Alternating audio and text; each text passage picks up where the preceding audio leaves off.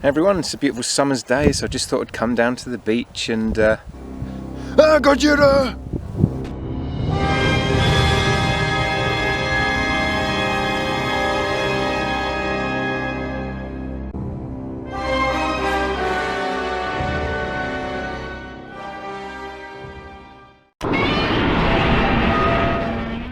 Hey everyone, I'm here today to review the NECA 2019 Godzilla King of the Monsters Godzilla figure. This is the box it comes in. It's a standard NECA box that they do now, very collector friendly, so you can put the figure back in and reseal it if you want. Got a great picture of Godzilla on the front there, the Monsterverse up in the corner. It opens up and the figure would be inside. I've already taken it out and I've assembled it because you have to plug the tail in, so I don't want to have to take it off again. Picture of Godzilla on the inside there of the figure. I really wish NECA would release some of these buildings so we could make little dioramas for the Godzilla figures. On the back it's got another picture of the figure itself, as well as other characters that are going to be released, Rodan and Mothra, and another Godzilla there with his atomic breath, which would be pretty cool. There's kind of a synopsis of the film there on the side. And the other side just says that it measures 12 inches head to tail, hinged jaw, and over 25 points of articulation. Now I may have to abandon doing the review here because it's getting pretty windy on the beach and I've done that horrible wind noise, but I'll do as much of it here as I can. Now I'm going to bring in the 2014 Godzilla because there's a lot of comparisons I want to make between these two. It's actually a completely new sculpt on the 2019 Godzilla, but it looks very similar at first glance. Now some of the major differences are, as you can see, the spines on this new one are far bigger and more Godzilla-like basically than on the 2014 version. It's also a lighter colour scheme, more grey, more of a paint wash to it that really brings out the detail, whereas this was a far more black one with a bit of a green wash on it.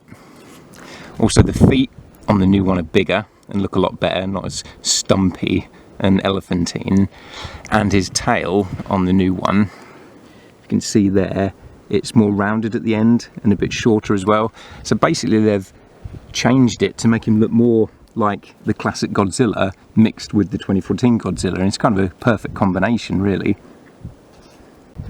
Now I really want to get up close here with the eyes because this is a problem that pretty much everyone has had, so it's not like it's a flaw in the paint job necessarily, they're just designed to look like this. But the eyes on the new Godzilla are far more human looking. The eyes are a bit wider and they've got round pupils, whereas on the 2014 one the eyes are a bit narrower and the pupils kind of reach from the top to the bottom of the eye, a bit more like a snake's eye, and it looks a lot better. The new one, because its eyes are a little bit more human looking, makes it look kind of goofy a bit. It's not too bad. And I don't know if it'll even show up too much on the camera there, but it just looks slightly too wide-eyed, like he's been surprised or something, whereas on that 2014 one they look a bit more menacing. So that's the only problem I have with this new version that I prefer the 2014 version for, is those eyes.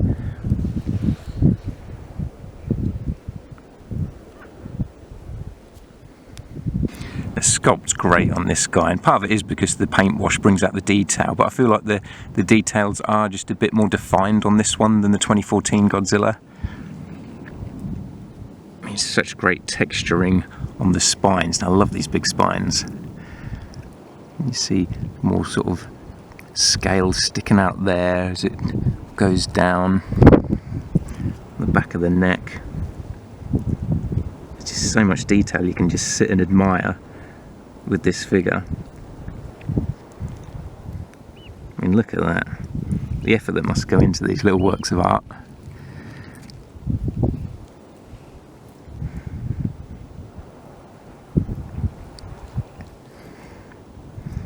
All the way down the tail there. Those spikes.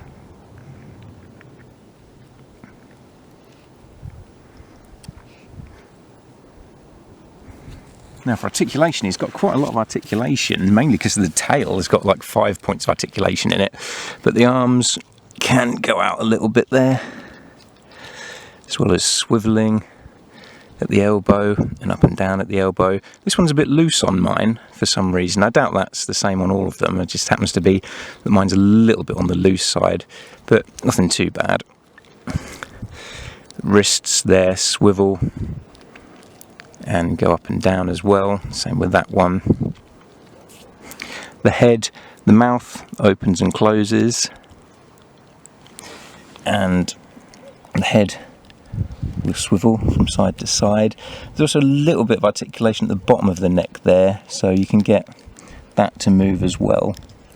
So you've got kind of 2 points at the neck there to swivel if you need to. There's no problem filming this at the beach. I'm getting sand everywhere in the figure. I'm really going to have to wash this guy when I get home. The legs go out to the side a little bit. They swivel and kind of go out in a odd angle there, but they'll go up and down. The knees as well is quite tight, but they will bend there. The knees both sides, and there's some really good ankle pivoting too there and back and forth, so you can get them in some really good poses. And then the tail here, you've got one bit of articulation there, another bit there, another bit there, another bit there, another bit there, another bit there, and another bit there. So there's like 1, 2, 3, 4, 5, 6, 7, including where the tail joins up. 7 points of articulation just in the tail, so you can get a lot of movement from that tail. Now the tail isn't attached when you get the figure. You have to put it in hot water or hold a hairdryer on it, or hold it over the radiator just to soften the plastic a bit before popping it in. And there's instructions that come with it saying that, but most of us collectors know that already anyway. Just pop that in there. And one of the points of articulation on mine was stuck a bit. I don't know if it was where the paint had dried, and I really had to kind of work it and heat that up to unstick it as well. And lastly, it's got a bit of a swivel at the waist there, but it's a bit tight because of where the body's kind of sculpted in. But you can get him to swivel from side to side a bit there. Now for some other comparisons, here's my favourite Godzilla design. Basically just it comes from my favourite Godzilla movie. It's Godzilla 1984 or 1985 or Return of Godzilla, pick whichever title you want. It goes by like 3 different ones, so I'm never sure which is the definitive title for it. I don't know if one's the title for the American dub or something, but it's my favourite Godzilla movie, and so by default this is just my kind of favourite Godzilla design, even though I do wish that the spines on his back were bigger. It's my only problem with this figure. The spines are a bit too small. If he had spines as big as this guy, he'd be pretty much perfect. Though probably the Heisei design from the later Heisei films is better than this, to be fair, with the bigger spines and the slightly sort of thinner head. But just because I like that movie so much, this is my favourite classic Godzilla. And I know everyone's going to hate it, but I'm going to compare him to Zilla as well, because I actually really like this monster design. I just don't like it as Godzilla, but as a separate monster, as Zilla, I think it's a really cool design. I'd like to see him come back in the Monsterverse and, you know, fight the proper Godzilla. But I know it'll never happen because everyone hates it so much. But this is a Trendmasters toy, which is actually pretty good for a 90s toy. Trendmasters were kind of the NECA of the 90s, really. They did a lot of movie toys and tie-ins. So that's my look at the new NECA 2019 Godzilla King of the Monsters Godzilla. Hope this video came out alright. It's a bit of an experiment because it's at the beach, so it's really bright here, so I don't know what the lighting is going to really look like on screen, and I don't know if the wind's going to have been a bit noisy, but it's been fun to do it here. It's basically just like coming out and playing with my toys at the beach, to be honest. Anyway, thanks for watching everyone, and I'll catch you in the next video.